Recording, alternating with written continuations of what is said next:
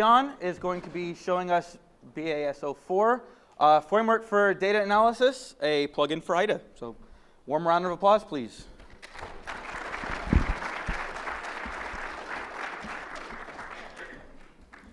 All right. How's everyone doing? It's cold out. Does anyone want me to do the other talk instead? I can do the black hat talk. No? All right. Damn you guys. Okay, so this is BASO4, barium sulfate. Does anyone know what barium sulfate is? Hands up. It's, no. Yeah, that's it. So it's radio.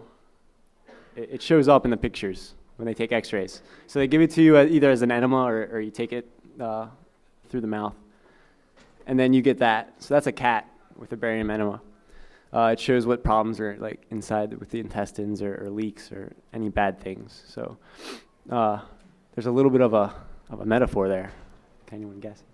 All right. So I'm Dion. I write programs for a living. I'm a programmer. I don't really do this hacking stuff for money yet.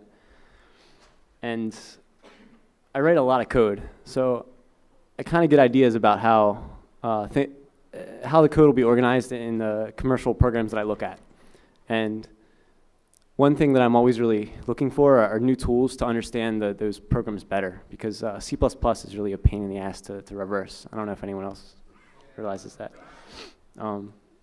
Static tools are just not good enough right now. We need dynamic tools to help us out. And this is a work in progress tool. I submitted it as a work in progress talk. The tool's not done. I'll show you what I have so far, and it's really a collection of tools. So I'm going to release the code after the presentation, and you guys can play with it and send me bug reports or feature requests or, hey, you're an idiot. The number one thing is finding bugs is awesome. I have a lot of fun doing it. I don't know why you're here or why you do it, but that's sort of the focus of the talk and the focus of the tool. Helping you understand the code to be able to find bugs and find logic errors. Yeah. So here's how I go about finding bugs. I go and read the PDF specification, and I say, hey, wow, this little bit here is probably never used by anyone outside of Adobe, and anyone that generates PDFs isn't generating them with anything but the Adobe tool for this little tiny section of the PDF. And I say, you know, I bet they made a few errors in the parsing of this or in the handling of how they're going to display this. So that's step one and step two. And then early on in my career, I would fuzz. So after that, I just throw things at it, find a sample PDF that had that, and just mutate it until bad things happen. But what I learned after about 4 or 5 months of doing this is all your fuzzers suck. They're going to go into one area. You're going to try and make them better. You might try and do some, even with some feedback fuzzing, you're not going to hit the corners, and you're not going to be able to do the thing that a human could do looking at the code. I think we can agree on that. So what's a better way to go about it? You want to audit the code that actually processes these wacky formats that they have. I'm picking on PDF, but obviously that's not the only thing. There's a lot of file formats that get parsed. And so the goal here is to be able to reverse the code enough that you can actually audit the bits that you're interested in without having to audit the entire big application, because that's a lot. So we have stuff that, it's easy to find the specification most of the time, or you can go, if it's not open, you can probably find it online. Someone's probably already reversed on the wire format, right? Not all the time, but if they haven't, then that's not something I'm really interested in. And then finding the dirty corners. Well, I don't know if anyone's seen my blog entry or has been in the business for more than a year, but differential reversing, where you run multiple inputs through a program and look at the coverage, and then you can diff the coverage and find out what the difference in the inputs were on the coverage. So finding places in the program that process just the part of the format you're interested in. People have been doing this for a long time. So Pedro Armini is always yelling that his process stalker has done this forever with the PyMay, and his is really fast. And then the guys at Dynamics do this now. They just had a blog post. They have some stuff to do it. And then number 3 is what we're going to talk about today, trying to find the code and understand it so we can audit it with some meaning. So the goal. I want a tool to tell me what part of the program processes what part of the input. And I want to understand it not just on the byte level, but more on the logical level. So if I'm parsing HTML, I want to know that, okay, who processes the blink tag? Because I want to kill that, right? So we want to go there, find out which part of the binary actually processes the blink tag, which one parses it, which one uses that parsed data that gets put somewhere, some logical abstract syntax tree, who uses that later to display it. Yeah. And here's the screenshot of the tool so far. So this is IDA, if you haven't seen IDA before.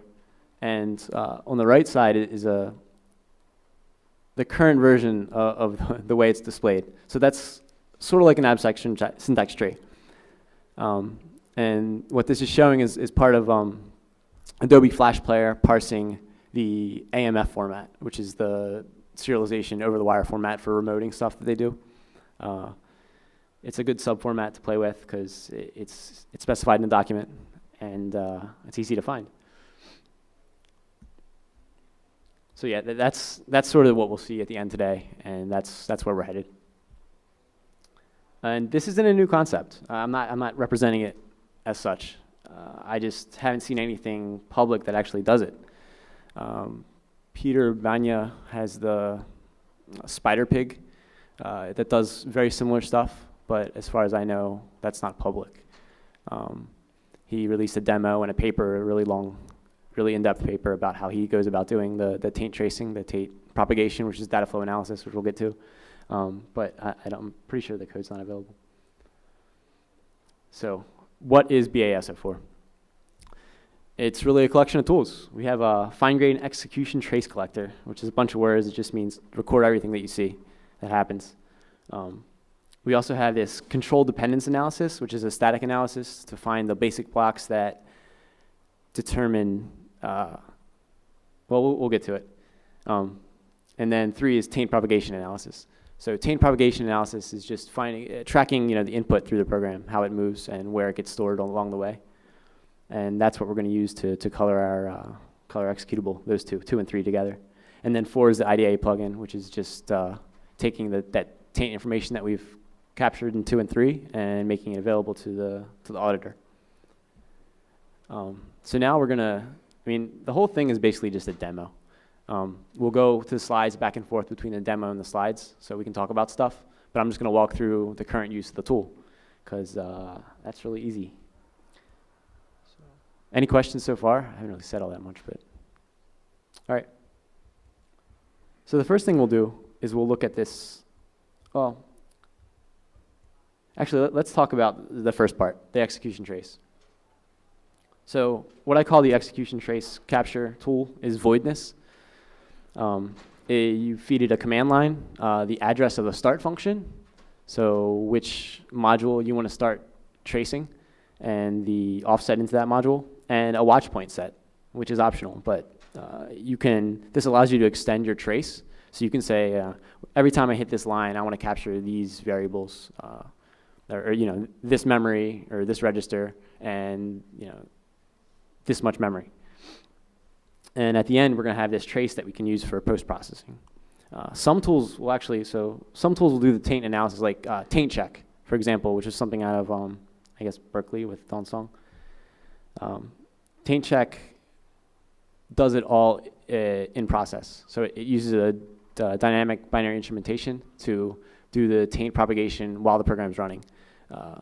They have to do it that way because the goal of taint check was to stop badness. So if someone's trying to use a tainted value as a function pointer, it would nuke it. But for us, we're going to take a whole trace first, and then we're going to post-process that. It makes it a lot easier to debug and reproduce your results, and there's a lot of good things that you get out of just post-processing and trace. So trace collection. You want to execute the program and record process state after each executed instruction. So you want to record everything you can to be able to completely replay the program. That includes registers, debugging events like exceptions, and where the modules are loaded, things like that. The naive way is to just record all the registers and any access memory after each instruction. That's, I mean, just thinking about it makes you cringe. How much would you be spitting to disk doing that? How much time would you spend doing I/O? Now, the guys at MSR came up with, they wrote a really good paper on this. It was the Nirvana project. So they have this reversible debugger. I mean, I guess GDB has something that does this now, but not the same way. The Nirvana project will take an entire trace of a program, and then they have these plugins that allow you to go backwards and forward in the trace to do a debug or to do, I mean, you could write BASO4 on top of that, but it's also good for debugging. So they described their method for doing this. And they maintain a whole shadow copy of memory and registers, and they actually emulate most of the integer instructions along the way. And then before they decide whether or not they're going to write out the new modified registers, the new modified memory, they match it against their shadow copy, which they keep by emulation. So they really reduce how much they write out the disk. Obviously, things can change, like memory can change in another thread, or your emulation could be not perfect, or it could be floating point, which they didn't do. And they also have these like checkpoint points where they'll stop after every 1,000 instructions or so and say, okay, here's all the registers that we have now. Make sure that everything you have matches this. If it doesn't, resync. So the other question, besides just spitting a bunch of things to memory, is how fast is this going to be? Well, obviously it's going to be slow. It's going to be really slow. But depending on how you do it will dictate how slow it is. Idea number one, the simplest thing you can think of is actually attach a debugger in single step. And that's what a debug run trace will do. Or I guess, I don't know if it still does that. That's the way it used to do it. I think in 2.0 it actually does something a little smarter. But that's not good. You can't run an interactive program like that with any reality. Idea number two is to modify a system simulator like QEMU to dump trace information. And this is exactly what BitBlaze, which is the Berkeley guys, that's how they record traces. And their tool is called TEMU. You should check it out. It's pretty neat. Idea number three is this dynamic binary instrumentation I was talking about. So dynamic binary instrumentation, in case you're not sure, it's really cool. It's like an x86 to x86 just-in-time compiler that allows you to modify the code as it's going through the compiler. So you can instrument, as each basic block is about to be executed, you get to pass it through, well, not executed. So it'll start out and you'll get a basic block. And if you haven't seen this basic block before, it'll get passed through an instrumentation function that allow you to add things like, record that this basic block was hit, for example, for a coverage tool. And then it'll cache that new instrumented basic block to the side. And anytime it hits that block again, it'll execute that without having to redo the instrumentation. You should check out the Dynamo tool. Where is it? Yeah, so the Dynamo paper from HP is awesome. It's a really good paper, and it explains it all in excruciating detail, but it really answers all your questions, and I think it was written really well. It's really cool. So DBI is used by Dan Reynolds' Trace Surfer, who also just takes a whole trace of stuff. His is for virus unpacking, things like that. So Voidness is implemented as a pin tool, which is this DBI. And pin is the Intel DBI tool. Other ones you might have heard of are Dynamo RIO and Valgrind. Valgrind is still, I think, Unix only. So other things about Voidness, other features. I was talking about those custom watch points. This is how we end up implementing the start to the taint. So while we're tracing the data flow through the program, we need to initialize we need to have some origin for saying that something is tainted or is an input value. So instead of using like read or send, or read or receive or scanf or something that takes input from the system, you can actually do it on a watch point. So you can do it in the middle of a function. So if you know something's already been processed, unencrypted or decompressed, you can set a watch point there and grab it there instead of having to follow it all the way through the decompression or the decryption. So the other thing it'll do is let you, like I said, start the trace in the middle of the program, and you don't have to take a trace of the entire execution because you might not want all the stuff in the beginning, all the setup from the OS. So okay, the current state is that I don't implement the simulation part that I was talking about that Microsoft had created. I do the caching on the side where you're following the program. So as the program's running, you keep track of the registers, and if a register hasn't changed in between two executions, you don't spit it out, which is really dumb optimization, but you have to do it anyway. And multiple threads are not recorded. They're recorded in separate logs, but there's no sequencing. So there's no way to put them back together right now. I've looked into it a little bit, and that Nirvana paper actually describes how to go about it. So let's look at something. We'll start the demo now.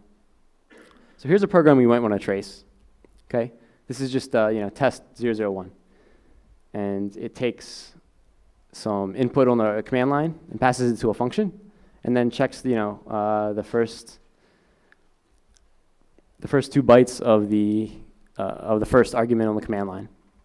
So if the first one is an A, it'll just print 1.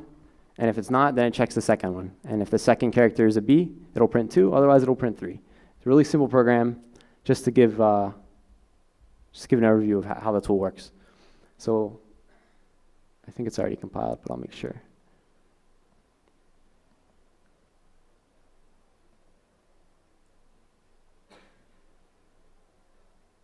All right. So what we want to do is we want to run this trace capture tool on this. And we're just going to give it AA on the command line, so it falls into this first area right here. But before that, like I said, we have to set those watch points. So what we want to do is we want to mark this. So we want to put a watch point on F and mark A and B as tainted, because that's what we want to follow through the program. So to do that, we're going to open up IDA, which should already be open. Oh. Pretend you don't see that.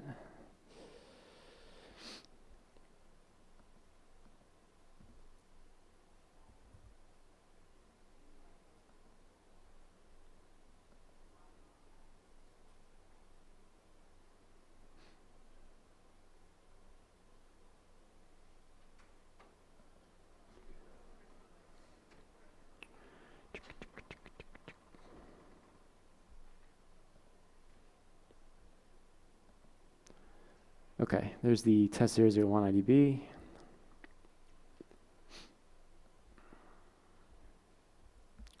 And we'll go to main here.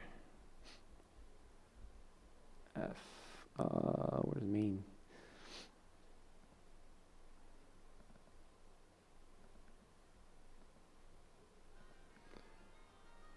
I'm on a netbook, and I'm not doing so great on it. Okay, here's main. So 2 things we have to capture. One is where we want to start the trace. So we're going to capture this, the address of main, because we'll start capturing at main for this. That's the offset is 41. So where's the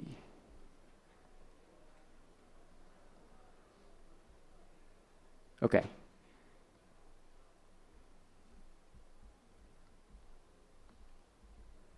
Here's the execution of the voidness trace tool. So we have to execute it through pin, because pin is the DBI that voidness runs under. And we pass it voidness as the tool. And then we say the start module, where we want to start tracing, is this test001.exe. And then the start offset is 11460, which we see here. This was loaded at 400000. And then we pass in the watch point file, which is here, and that specifies where we want to start the taint. So then we have to go into F, because that's where we want to start the taint. Here it is.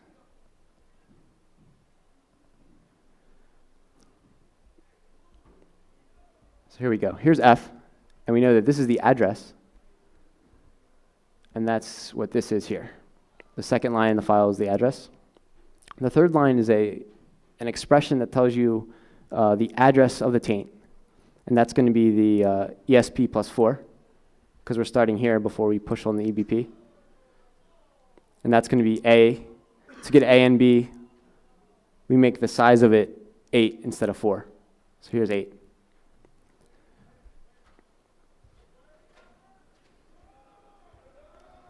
So that's how we set up our file to run the tool.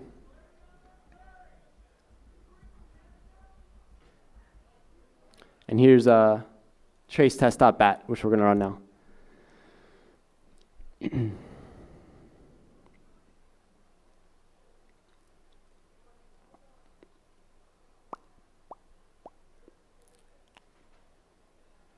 The startup of a dynamic binary instrumentation tool is actually kind of slow because it has to cache all the things that are going to get. The startup of a tool, of a program, I mean, executes a lot of code only once. So you're going to have to go through that instrumentation step many times, and you're not going to reuse any of the instrumentation things that you've done. So DBI always takes a minute to start up, no matter how small the actual tool. So we're done that, and let's see. Well, I'll show you what we got out of that trace tool. So what did voidness produce?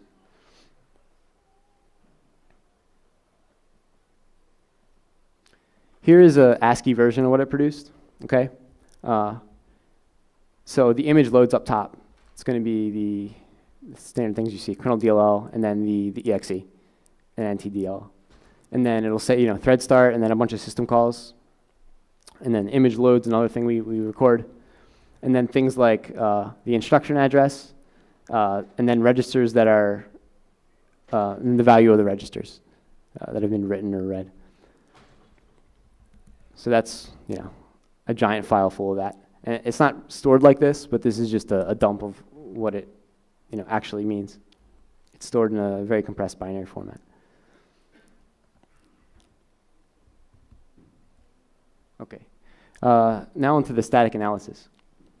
So now we have this trace, and we can't really use the trace yet because we have to do that analysis I was talking about first, which is the control dependence analysis. And what that takes is, and before we can do that, we were going to use IDA to just grab the control flow graphs. So we use an IDC script to grab the control flow graphs and spit those out into a really easy to parse ASCII format. I'm not going to go through that. That's pretty simple. A lot of tools do it. After we have the control flow graphs, we're going to do this control dependency thing that I was talking about. And that's going to spit it back into this analysis DB, so we don't have to compute it every time. So if we're working on the same binary a lot, we'll just do it once, spit it to the database, and then reuse it again. And this is what a lot of the static analysis tools do, like all this dynamic stuff, and PageRoom stuff does it too. So let's talk about control dependence. And to talk about control dependence, the way you calculate it is through something called post dominance. And the way you calculate post dominance is by reversing a control flow graph and calculating dominance.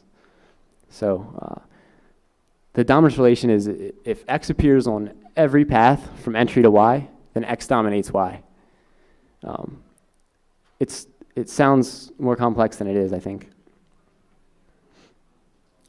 So, for example, 1 is going to dominate everything in this graph because you have to go through node 1 to get to anything else, right?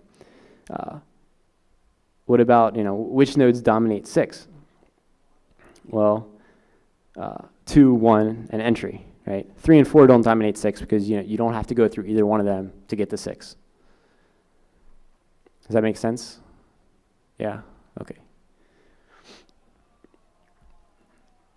So 1 and 2. And 6 also dominates itself, but we're not gonna care about that.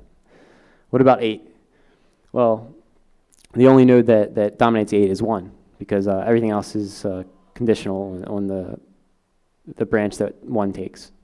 So just 1 and 8. Post dominance is calculated, like I said, as the dominance on the reverse control flow graph. And then control dependence is calculated based on that. X is control dependent on Y if Y determines if X executes. It's pretty simple though, right? So, anything in the middle of this graph, so 3 and 4 are controlled, 3 and 4 are control dependent on 2. 2 is the branch that you take that determines whether or not 3 or 4 execute. It's just the one right above on the tree, the nearest sort of branch point.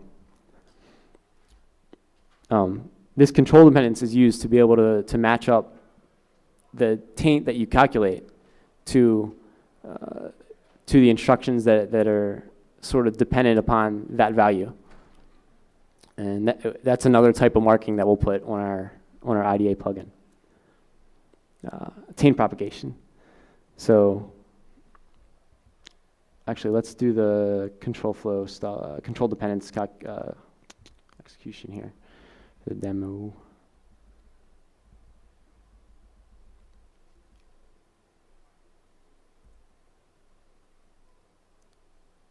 Okay. Oh yeah. It's already in the database. So we have that done. Now the taint propagation that I keep talking about takes the execution trace and the control dependence relations that we saw, and walks over the entire trace and calculates the flow of the data and writes out this taint info. So here's a sample. If we put a watch point on the call to read U32, such that EAX was marked as tainted after this call returned, then we'd start by, so after the call, EAX would be marked as tainted. Then the add EAX and 0x20 would execute, and still EAX would be tainted because it goes back in the EAX. Then there's the load effective of EAX and 4 times EAX, and once again, only EAX remains tainted. We'd push EAX and we'd mark that address on the top of the stack as tainted. Then we would, after the XOR EAX, which is going to clear EAX, we'd clear the taint value on the register X, but the taint would remain on the stack address. Then we'd push this 0 value. Nothing would happen because EAX taint was cleared, and then we'd call function. If function was something we were interested in, we'd see that the first value on the stack was tainted, and we'd follow it through that function. Now, once the taint info is computed, linking the byte offsets from the tainted input to logical chunks is next. This is, let me show you the plugin. It'll be a lot easier to understand, I think.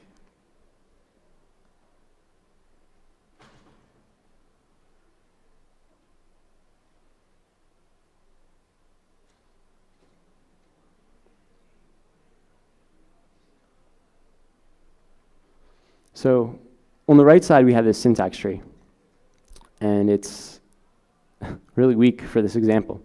We only have these 2 values, A and B, and they have no relation to them. But if we click on node A, and then I gotta refresh this.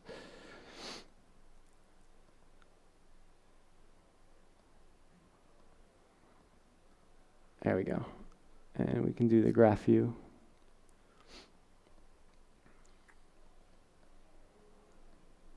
So we can see that A here is, here's the value of A on the stack. And we see it's transferred to EAX. EAX goes into another place, a local on the stack. And then the control, the taint gets propagated down this way. And I'll show you how it was calculated over here.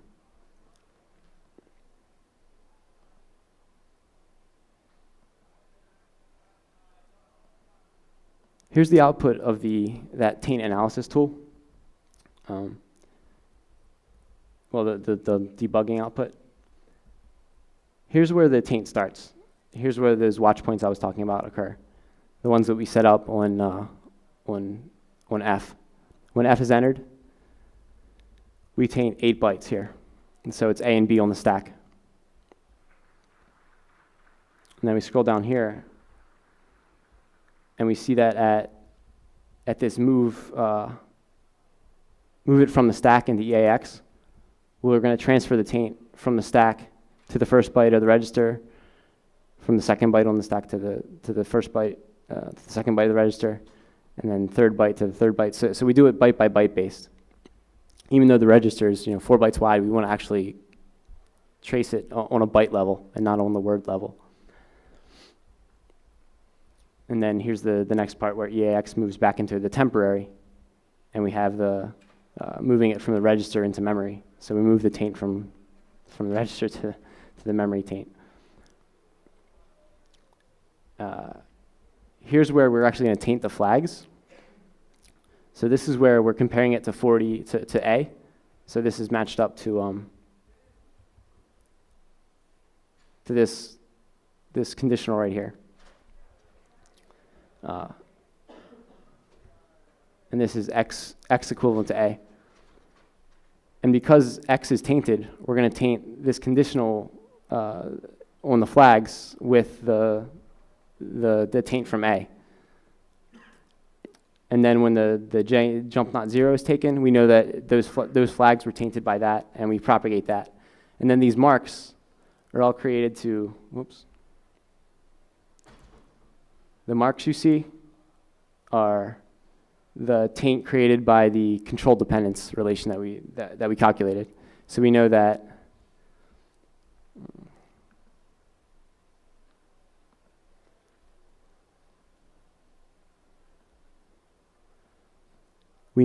this jump not 0, or we know that this block here is control dependent on this jump not 0 block.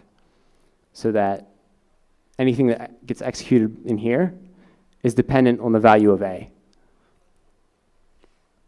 which we've calculated with the taint propagation. Does this make any sense? I'm sort of just going up here and droning, but yeah. Please ask questions. What's that? Okay.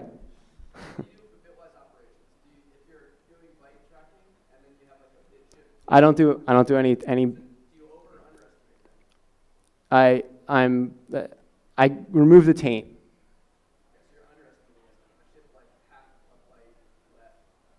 Yeah, then I say the entire thing is cleared. Yeah, I don't want to overestimate what I think I know about it. You know what I mean? I want to be very conservative. Yeah.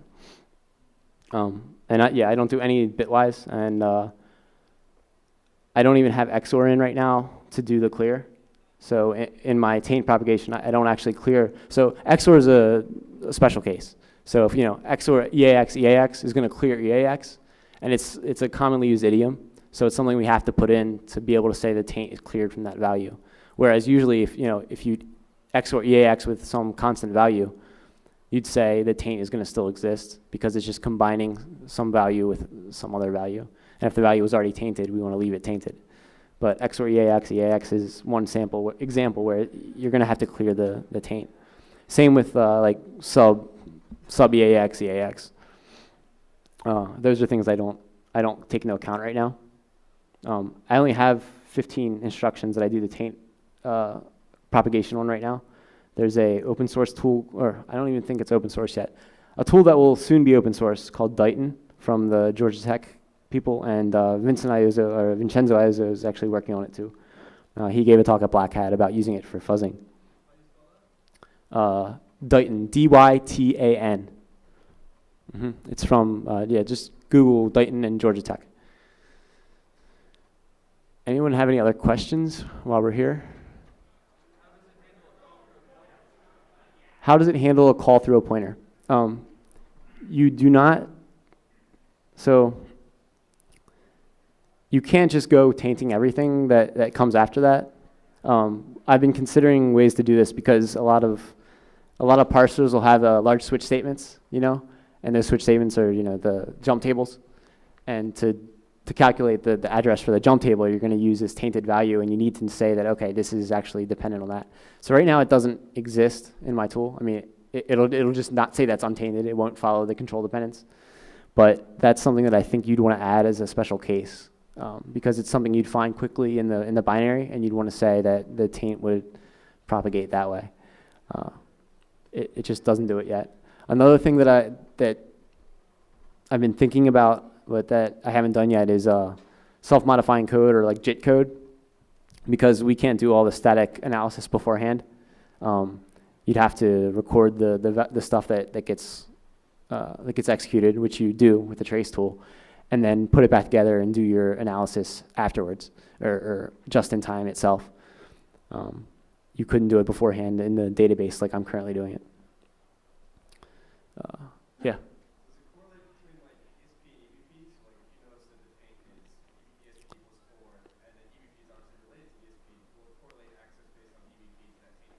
Well, since you have everything available, it's actually the logical address, so or the virtual address. So if EBP plus 4 equals ESP or whatever, then yeah, it's fine, because it's actually the address, not. Does that answer your question? I think that's what you're asking. I'm not sure. Yeah. Any other questions about this stuff here? Okay.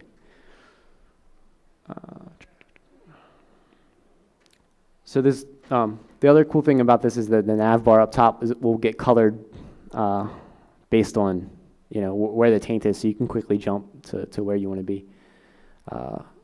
And the other thing I'm trying to integrate is, what's the Java parser generator called? I can't remember. What is it? Antler, yeah. Thank you. Antler has a really nice parse tree representation that I'd like to steal from them in their Antler Antler development tool. It draws it really nice and it represents it really well, because the tree I use right now is not optimal. I mean, it doesn't represent both repeatable pieces and a hierarchy, like breaking down an atom into multiple, like a non-terminal into multiple terminals and then non-terminals. But Antler does a really good job with that, and I think that's probably where I'm going to end up, either stealing theirs or making one just like it. If anyone's seen that, I don't know.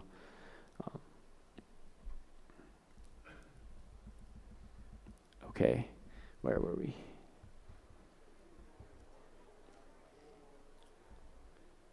There's something else I wanted to cover. So the whole point of this BASO4 was to eventually get to the point where we could do multiple traces at once, not at once, multiple traces in a row, and then correlate those. So we say that in this trace, this bit of code always parses out the blink tag, but in the second execution, it always parses out the paragraph tag. And so then you know that, okay, what you marked as part of the code that actually processes the blink tag is wrong. And if you run this on, increasingly larger sets of data and increasingly more complex pieces of input, then you'll be able to come up with like a probabilistic coloring of your of the IDA shading. That way you have like a light blue would say like, okay, it might be tainted, we're not sure, and the darker blue would be, okay, in every execution we know that this always processes this type of data, and it's easy to see. That should be not too bad to do, but I haven't done that yet either.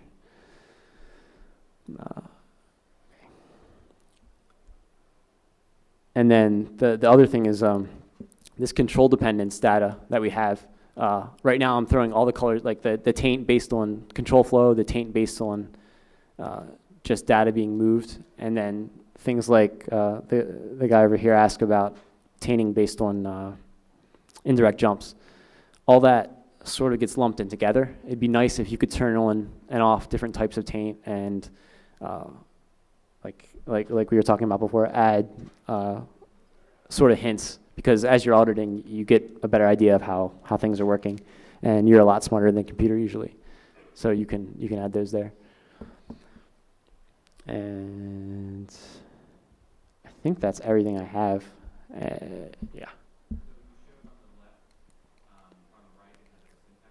Yeah. Yes, right.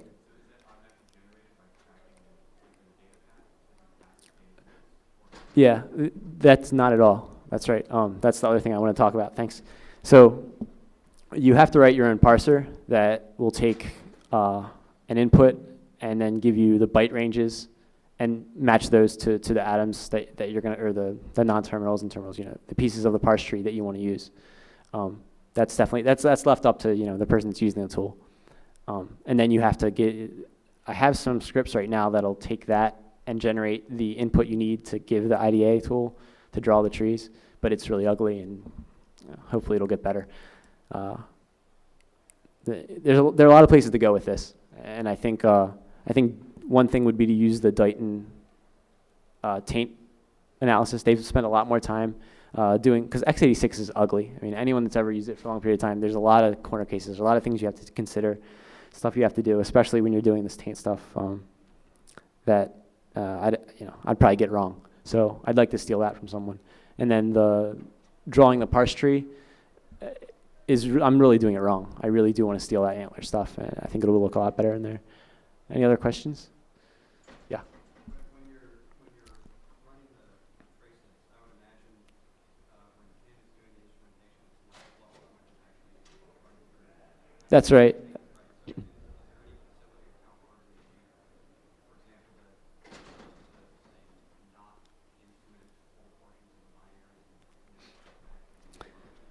Yeah. I don't have a way to negatively do it. So the way it works now, like I was saying, there's like that start the origin of the trace, right? That actually works on a stack level, because exceptions and things, a lot of parsers use an exception to sort of jump way back out of the parse. And if you don't do that, then you're never going to turn your trace off. So that's what that does, I don't have a way to then prune the tree deeper in there. Like, if you say, oh, you get to this part of the binary, I don't want to look at it. But I think that's not too difficult to do with pin, because I have the tools to do it the other way. But that's interesting. That's a pretty good idea. I haven't gotten that far yet.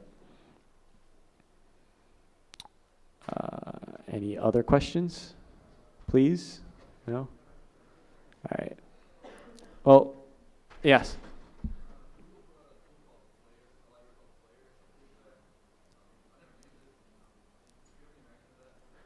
Yeah, you said Flare, right? Yeah, that's a really cool tool. That's a little slightly different. So what they do there, I think, correct me if I'm wrong, I know people are here know about this tool. Flare is an in-memory fuzzer, I believe. And there are two things it does, I think. One is that you're allowed to force certain paths along the binary to try and exercise pieces that are harder to access. What else does it do? I'm trying to remember.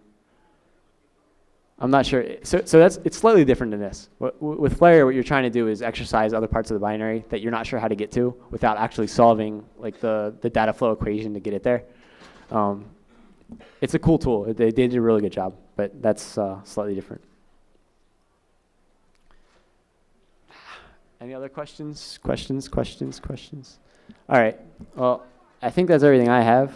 You can come up and talk to me if you didn't want to raise your hand, or you can send me an email. I'll go way back up here. And please send me an email if you're interested. I'm going to be releasing all the code on bitbucket.org by the end of the weekend. And play with it. Let me know how it goes. Like I said, and it's obvious. It's really young, but I think it's going to be something useful since no one wants to release their code for this. I'm willing to give it a go.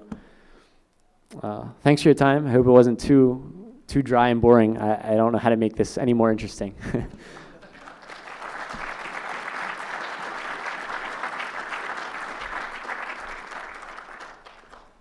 Thanks.